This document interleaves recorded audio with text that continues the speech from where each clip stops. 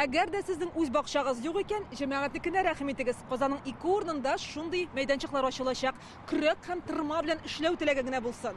Әлеге бакчалар шәһәрнең Салават күпер микрорайонында һәм Горький Әмәт паркында киләсе елларда ачылачак.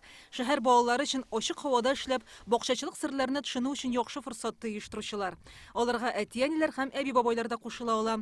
Җәмәгать бакчалары зур гаилә юлларының бер өлеше генә. 11 майда башланачак акция кызыклы чараларга бай булачак. Күбесе безнең республикага хас милли рухта узар. Татар традициялары, чуашларның рус традициялары сакланып кала гаиләдә һәм без күрәбез, алар бергәләп ниндидер үзенең милли киемнәрен тегәләр, милли ашларын хәзерлиләр. Иң зур чараларның берсе хезмәт династияләрен бүләкләү. Аларны 11 майда 1000 еллык мәйданына җыячаклар. Казан марафонында гаилә белән катнашу мөмкинлеге булачак. Алар өчен аерым 3 чакрымлык дистанция каралган.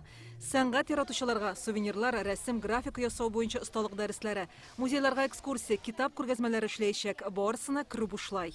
Олдан язып куймыйбыз мастер-классларга, ачык һава астында һәр вакытта да чират буенча. Акциягә Татарстанның һәр шәһәре һәм районы кушылачак. Бу проектка балалар тәкъдим иткән программа әлегә иң яхшысы дип табылды.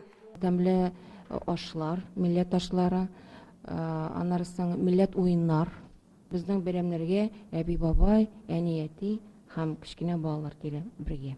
Менә гаиләнең үзенчәлекләре, гаиләнең традицияләре сакланып калсын өчен дип күп эш эшләнелә, име? Быел инде бу тагында безгә шундый кайф, күтәренке кайф бирде, име? Безгә рәхәт эшләргә моның өчен. Гаилә юллары Татарстан буенча сентябрьгә кадәр һәр шимбә якшәмбе үтәчәк. Казанда ул 3 тапкыр уздырыла. Соңгысы республика көненә багышланачак. Районнарда проектка стартны 18 майда бирәләр. Люциана Тфурина, Гадел Миндубаев, Яңа Гасыр каналы.